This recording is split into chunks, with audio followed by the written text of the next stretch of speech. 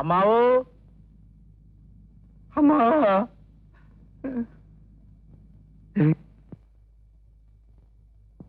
അമ്മാവോ, എന്താണാ ചെവിയെ കിടന്ന് കാണുന്നത്? മനുഷ്യന് സ്വസ്ഥമായിട്ട് കിടന്നൊന്ന് ഉറങ്ങാനും സമ്മതിക്കൂലേ? എല്ലാവരും കുറച്ചൊന്ന് മാറി നിൽക്കുക. അമ്മാവിന് കുറച്ച് കാറ്റ് കൊള്ളാൻ വേണ്ടിട്ടാ. എല്ലാവരും ഒന്ന് മാറിക്കുക, ഒന്ന് മാറിക്കുക. ഒന്ന് ഞൊന്നേ, വലിയ ചിഞ്ഞൊന്നേ, ഒന്ന് മാറിയേ. എല്ലാവരും ഒന്ന് പുറത്ത് കിടന്ന് നിൽക്കുക. നമ്മളൊക്കെ ഒന്ന് സഹകരിക്കുക. അതിന് ശരി.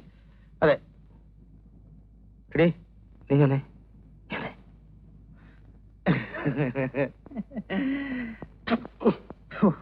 എന്താടാ, സകലമാന പേരും വന്നിട്ടുണ്ടല്ലോ, വിദേശത്തുള്ളവരും സ്വദേശത്തുള്ളവരും ഒക്കെ. അല്ല അമ്മാവന് ഇപ്പൊ പ്രത്യേകിച്ച് അസുഖം വല്ലതും തോന്നുന്നുണ്ടോ? ഉണ്ട്. എന്താണാവോ? ആയ കാലത്ത് കല്യാണം കഴിച്ചില്ലല്ലോ എന്നൊരു വിഷമം. അയ്യോ, അതിനെന്തിനാ അമ്മാവൻ വിഷമിക്കുന്നേ? ഞങ്ങളൊക്കെ ഇവിടെ ഇല്ലേ? എന്തിനാ എന്നെ കൊല്ലാനോ? അല്ല, ഞാനും അമ്മണി 3 ദിവസമായിട്ട് ഉറക്കം വെച്ച് ഇവിടെ കാത്തു കുത്തിരിക്കുക. അതറിയാവോ? അത് തന്നെയായ എന്റെയും വിഷമം. എന്ത്? എനിക്ക് ഭാര്യ മക്കളും ഉണ്ടായിരുന്നെങ്കിൽ നീയൊന്നും സ്വത്തും മോഹിച്ച് ഇവിടെ വന്ന് ഉറക്കം നിൽക്കേണ്ടി വരില്ലായിരുന്നു.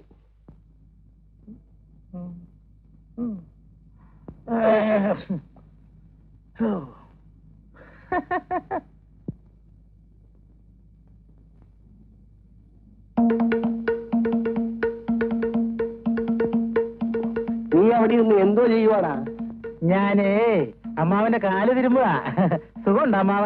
എരപ്പ അവിടെ നിന്ന് വാളം പിടിച്ച് തൊട്ടാലറിയാത്ത കാലെ തിരിഞ്ഞാ മനുഷ്യനെ സൂപ്പിക്കുന്നത്. എനിക്ക് പോടാ പറഞ്ഞു.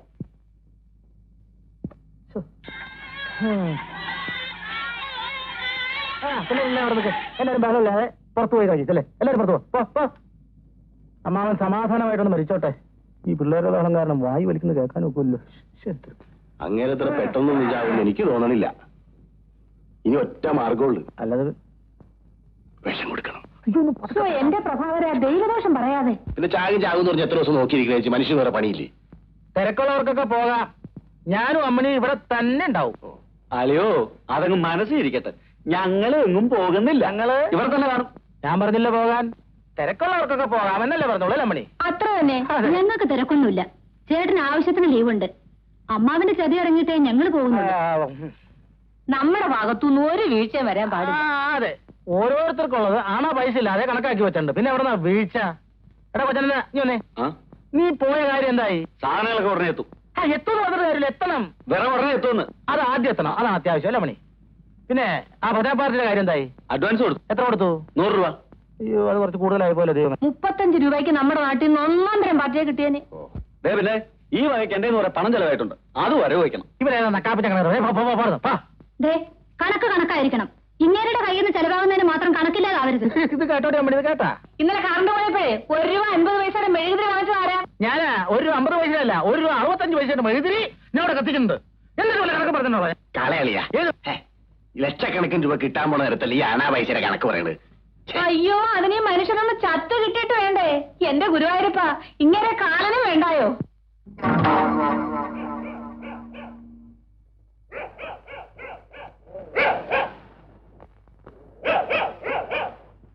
ഭൂമിയിൽ ഈ പട്ടികൾക്ക് മാത്രമേ നമ്മളെ കാണാൻ കഴിയും. അത് വല്ലാതെ കുറയ്ക്കുന്നില്ല. കുറച്ചോട്ടാനും നിനക്കെന്താ? കൂട്ടുകാരല്ലേ? ഭൂമിയിലുള്ള ഓരോ ജീവിക്കും അതിൻ്റെതായ ധർമ്മമുണ്ട്. പട്ടിയുടെ ധർമ്മം കുറയ്ക്കുക എന്നുള്ളതാണ്. നീ ഇവിടെ നിൽക്കും. ഞാൻ അകത്ത് പോയി പപ്പനാവനെ ഒന്ന് കണ്ടിട്ട് വരാം.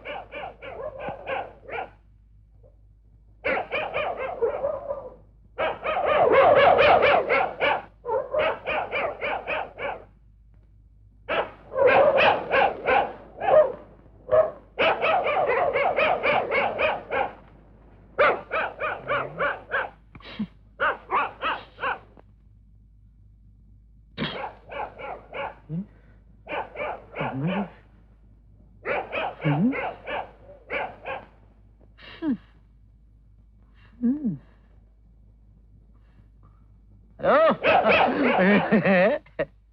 ഇത് കൊള്ളാലോ. ഏത് പോലീസുകാരൻ കൊടുത്താലും കിട്ടും 100 രൂപ. ഇതൊന്നേ അവസ്ഥ അറിയാതെ വെറുതെ കുറച്ച് തൊണ്ട പൊട്ടിക്കല കേട്ടാ. എന്തിനാ വെറുതെ അവരാവശ്യമില്ലാതെ കുറയ്ക്കണേ? എന്തിനാ അത്?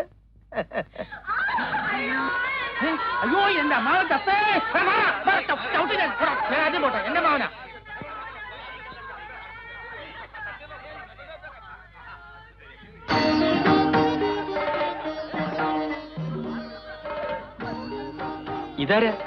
ഇതാണ് പപ്പനാവൻ എന്ന പപ്പൻ. ഇതിനെയാണെന്ന് ശരിക്കും നോക്ക്. അയാൾക്ക് വാദം ഉണ്ടെന്നല്ലേ പറഞ്ഞു? ആള് തന്നെയാ. വാദവും പിത്തമൊക്കെ ശരീരത്തിലേ ഉള്ളൂ, ആത്മാവിനെ ഒന്നും ചെയ്യാൻ പറ്റില്ല. നിങ്ങളൊക്കെ ആരാ? ഞാൻ കാലനാ. അല്ല, ആത്മാവ് ബോധം കെട്ട് വീഴോ? ഇതൊക്കെ ഇവന്റെ അടവല്ലേ. നീ അകത്തേക്ക് അല്ലേ, ഇവന്റെ ശരീരമാക്കി വെച്ചിട്ടുണ്ട്. ചെന്ന് കയറിക്കോ, താമസിക്കണ്ട. ഇടാ, പേടിക്കാനൊന്നുമില്ലടാ. എന്നെ മനസ്സിൽ ധ്യാനിച്ചോണ്ട് ശരീരത്തിലേക്ക് ഇടിച്ചങ്ങ് കയറിച്ചാ മതി. ചെല്ല്. ആ, പിന്നെ ഒരു കാര്യം, ഇനിയുള്ളതിന്റെ 7 ദിവസം ഇവിടെ കഴിഞ്ഞോണം. ചുമ്മാ എന്നെ ശല്യപ്പെടുത്തരുത്. ആ ഡോ.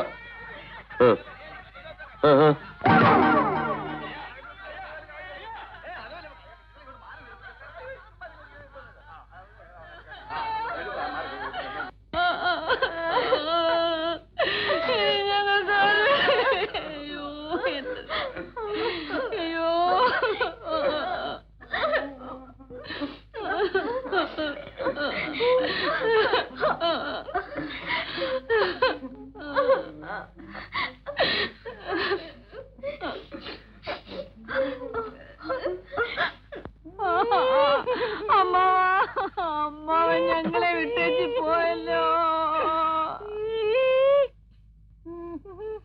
മര്യാദ കിടന്ന് ഉറങ്ങിക്കൂ. 2 ദിവസത്തെ ഉറക്കക്ഷീണമുണ്ട് മുഖത്ത്. അപ്പഴത്തേക്ക് എന്നാലേ മരിപ്പറിയിക്കാനെന്നും പറഞ്ഞ് അങ്ങോട്ടും ഇങ്ങോട്ടും ഒക്കെ കടന്ന് ഓടേണ്ടി വരും.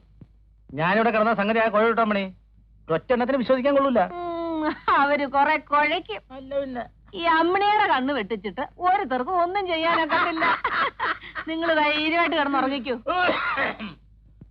ആരെങ്കിലും ചോദിച്ചാലേ ഞാനിവിടെ ദുഃഖം കൊണ്ട് സുഖമായിട്ട് കിടന്നുറങ്ങണമെന്ന് പറഞ്ഞാൽ മതി. അത് പിന്നെ പറയാനുണ്ടോ? നാളെ 10 മണിക്ക് മുമ്പ് ഈ ചടങ്ങൊക്കെ ഒന്ന് അവസാനിച്ചിരുന്നെങ്കിൽ നമുക്ക് സ്ഥലം വിടായിരുന്നു. എത്ര ദിവസമായി കുട്ടികൾ പള്ളിക്കൂടത്തിൽ പോയിട്ട്? അങ്ങനെ ഇപ്പൊ പോകണ്ട. 4 കാശ് കിട്ടണായിരുന്നു എന്റെ അമ്മയുടെ ഒരു സ്കൂളിൽ പോക്ക്.